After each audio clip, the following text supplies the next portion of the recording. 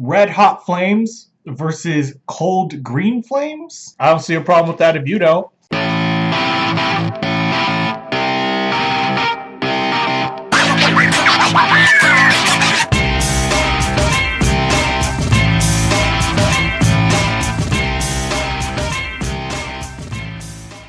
Have you ever read an issue of a comic in which the villain was literally an exact opposite of the hero?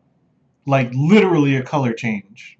God, comics have been doing that for ages.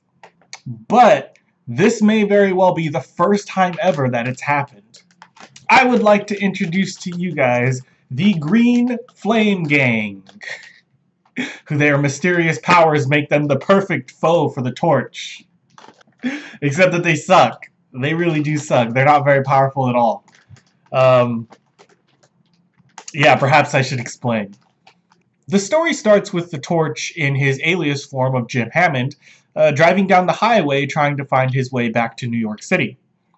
He's a little lost and decides to stop and ask directions from this bystander, but for some strange reason, the man just runs off at the very mention of New York City. If you'll remember, in the last issue, the Torch had to stop an alien invasion. And in order to do that, he had to go to this explosives factory in Texas. Now, to go from Texas all the way to New York driving, you'd have to drive straight for like a week. That's like 1,000 miles. My point is, the Torch can fly. Why would he do that? So the Torch makes it to New York only to find that the city is in shambles, and it's mostly deserted. Immediately, he runs into a police officer who threatens to arrest him for having an unregistered vehicle, but just then one of the Green Flame Gang gets the drop on them and a battle begins. The Torch flames up and struggles against the Green Flame, but ironically, it doesn't put up much of a fight. The Torch remarks at how weirdly green it is and how oddly its flames are ice cold. He then notices a suspect car speeding away from the scene of the fight. The Torch runs off to avoid being detected and regroups at the home of an old acquaintance named Johnson. Just Johnson. It's here that the Torch is introduced to Maisie, a former member of the Green Flame Gang who turned tail against her former cohorts and is now willing to expose the situation to the Torch. She explains that an evil villain named Doctor Maniac is holding the city ransom and is threatening to use his green-flamed gang members and their special cold powers to mass murder the citizens, unless the government pays his demands. First of all, Doctor Maniac is a really cool name. Second of all, his plan of just mass murdering everybody if the government doesn't give him tons of money, it's really dark, really cool. In his defense, though, I wouldn't expect any different from somebody who's going by the name of Doctor Maniac. The man clearly knows what he likes. So then the Torch agrees to help free New York City on the premise that he is the only person who can withstand the Green Flame's cold powers. Then he shifts scenes to Doctor Maniac, preparing his gang members for their confrontation with the Torch. It turns out the Green Flames are just sort of these asbestos suits that are bathed in some kind of strange green substance.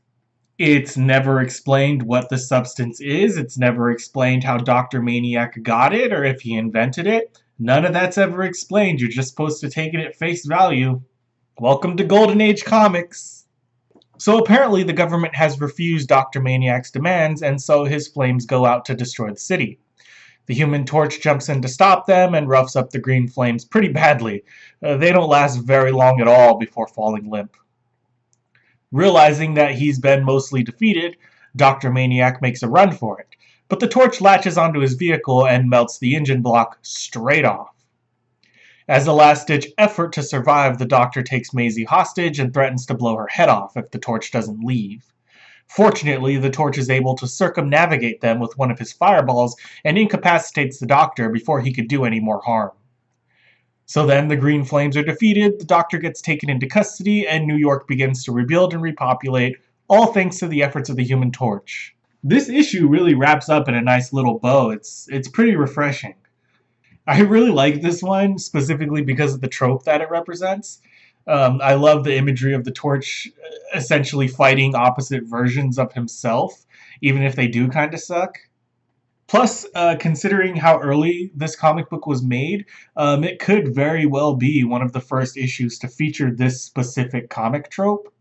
So, for now, the Torch has made it back to New York City, his home, but he won't actually stay there for very long. At this point in the continuity, the Human Torch is more or less a hero.